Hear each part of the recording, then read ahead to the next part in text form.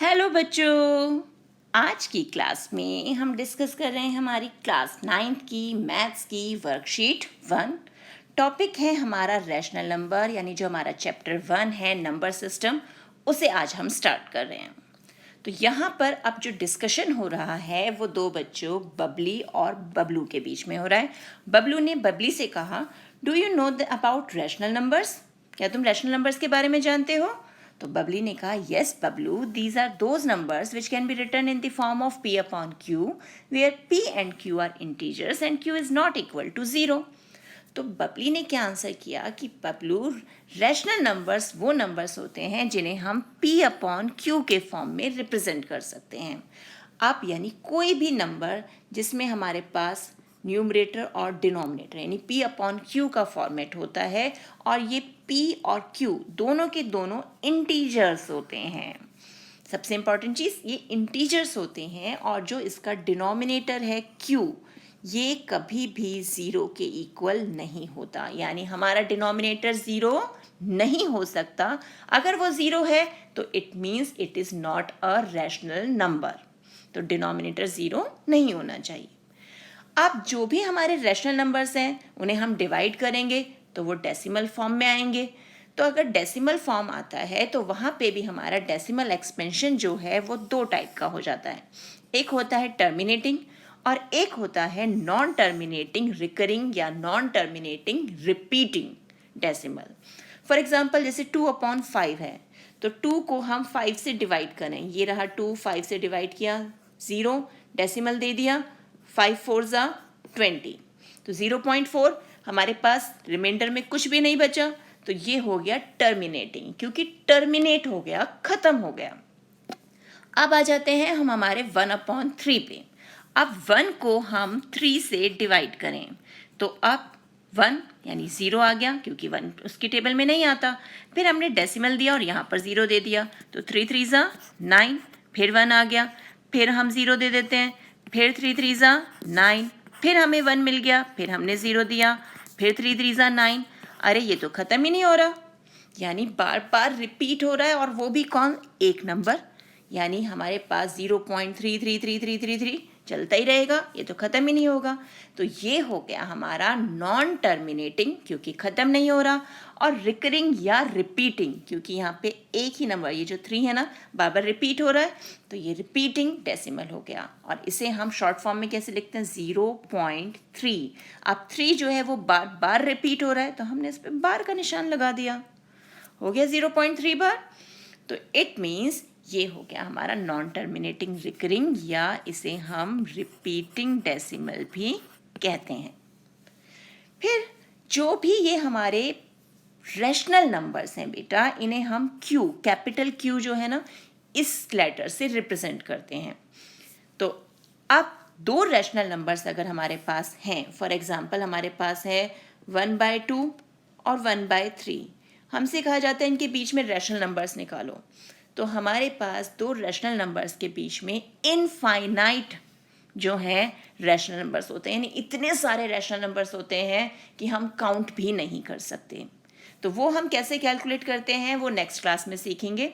अब चलते हैं हम आगे। अब है ट्राई योर सेल्फ, यानी आप जो सीख लिया उसे हम अप्लाई करें कि हमें कितना आ गया। Find the decimal expansion of 10/3 and 7/4। तो इनका हमें डेसिमल एक्सपेंशन निकालना है। तो डेसिमल एक्सपेंशन निकालने के लिए हमें क्या करना होगा? डिवाइड करना होगा। डिवाइड करना तो हमें आता है। अब ये है 10/3, इट मीन्स 10 को किससे डिवाइड करना है? 3 से। तो अब 3 3 ज़ा 9, 1 बच गया, डेसिमल दिया, ये 0 दिया और यहाँ पर 0 उतार लिया, क्योंकि डेसिमल के बाद हम ज़ीरोज़ जो हैं वो कितने सारे भी ज़ीरोज़ दे सकते हैं, और फिर कैलकुलेशन के लिए उन्हें यूज़ कर सकते हैं। फिर 3 3 ज़ा 9, फिर 1 बचा, फिर एक 0 दे दिया, यहाँ पर आ गया, फिर 3 3 ज़ा 9। अब क्या हो रहा है यहाँ पर? फिर से ये ख़त्म नहीं हो रहा ना, तो इसका डेसिमल एक्सपेंशन किस प्रकार का आ गया? 10/3 इज इक्वल टू 3.333, ये चल रहा है। तो इसे हम कैसे लिख सकते हैं? 3.3 बार। और ध्यान देने वाली क्या बात है यहाँ पर, कि यहाँ पर डेसिमल के बाद जो 3 है वो रिपीट हो रहा है, इसलिए हमने बार का निशान उसी के ऊपर लगाया। डेसिमल से पहले वाले 3 पे मत लगा देना, डेसिमल के बाद वाला 3। और ये हमारा टाइप कौन सा हो गया डेसिमल एक्सपेंशन? नॉन टर्मिनेटिंग, क्योंकि ये ख़त्म नहीं हो रहा, तो नॉन टर्मिनेटिंग। और क्या हो रहा है यहाँ पर? एक डिजिट बार बार रिपीट हो रहा है, तो नॉन टर्मिनेटिंग रिपीटिंग डेसिमल हो गया ये। अब है नेक्स्ट 7/4। 7/4 का मतलब क्या हो गया? हमें 7 को 4 से डिवाइड करना है। 4 1 ज़ा 4, हमारे पास बच गए यहाँ 3, डेसिमल दे दिया, 0 उतार लिया। 4 7 ज़ा 28 और यहाँ आ गया 2, फिर 0, ये उतार लिया। 4 5 ज़ा 20, अब ये तो एंड हो गया। और जिसका जो हमारा ये टर्मिनेट हो गया तो वो कौन सा डेसिमल होगा? जल्दी बताओ। शाबाश, टर्मिनेटिंग डेसिमल। तो इसका एक्सपेंशन हो गया 1.75 और टाइप हो गया ये टर्मिनेटिंग डेसिमल। अब डिफरेंस समझ में आ गया कि हमारा टर्मिनेटिंग कौन सा होगा और नॉन टर्मिनेटिंग रिपीटिंग कौन सा होगा। अब आ जाते हैं हम आगे कि अगर ये हमारा नॉन टर्मिनेटिंग रिपीटिंग डेसिमल जो है, रिकरिंग डेसिमल, इसे हमें P/Q के फॉर्म में यानी वापस रैशनल फॉर्म में कन्वर्ट करना है, तो हम क्या करेंगे? तो बहुत सिंपल है, स्टेप बाय स्टेप चलना है, ध्यान से देखो।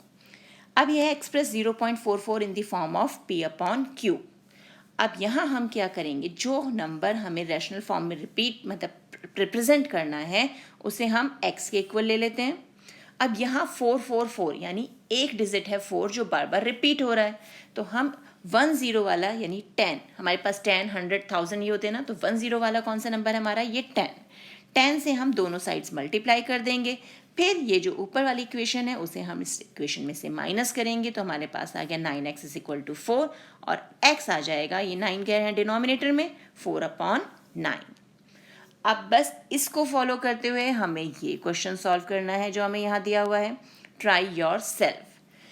एक्सप्रेस 0.7777 यानी अब हमें इसे P/Q के फॉर्म में चेंज करना है, तो कैसे करेंगे? Let x is equal to 0.777, repeat हो रहा है बार बार, फिर 7 सिंगल डिजिट है जो रिपीट हो रही है, तो हम क्या करेंगे? मल्टीप्लाइंग बोथ साइड्स, यानी दोनों ही साइड्स को हम किससे मल्टीप्लाई करेंगे? एक डिजिट रिपीट हो रहा है यानी 10 से, मल्टीप्लाइंग बोथ साइड्स बाय 10, तो ये हो गया 10 इंटू x और ये हो जाएगा 10 इंटू 0.777 डॉट डॉट। अब यहाँ आ गया हमारे पास 10x, अब 10 से मल्टीप्लाई कर रहे हैं, 10 में है 10 तो डेसिमल एक 0 आगे चला जाएगा यानी एक डिजिट आगे चला जाएगा, तो 7.777 ये आ गया हमारे पास। अब हमें क्या करना है? जो हमारी फर्स्ट इक्वेशन है यानी ये जो इक्वेशन 1 है इसे 10x वाली इक्वेशन में से माइनस करना है। Minus x is equal to 0.777 minus किया, तो यहाँ आंसर क्या आ जाएगा? 10x minus x is 9x और यहाँ बचा सिर्फ 7, तो x क्या हो गया? x is equal to 7/9। है ना कितना सिंपल? बस ध्यान ये देना है जितना डिजिट्स हमारे रिपीट हो रहे हैं उतने ही जीरो वाले हमें 10 100 या 1000 से मल्टीप्लाई करना है। सिंगल डिजिट रिपीट हो रहा है तो 10 से, 2 डिजिट्स रिपीट हो रहे हैं तो शाबाश 100 से, और 3 रिपीट हो रहे हैं तो वेरी गुड 1000 से। तो इसी टाइप के और क्वेश्चंस की प्रैक्टिस कीजिए। मिलते हैं एक और वीडियो में, तब तक keep practising and enjoy maths.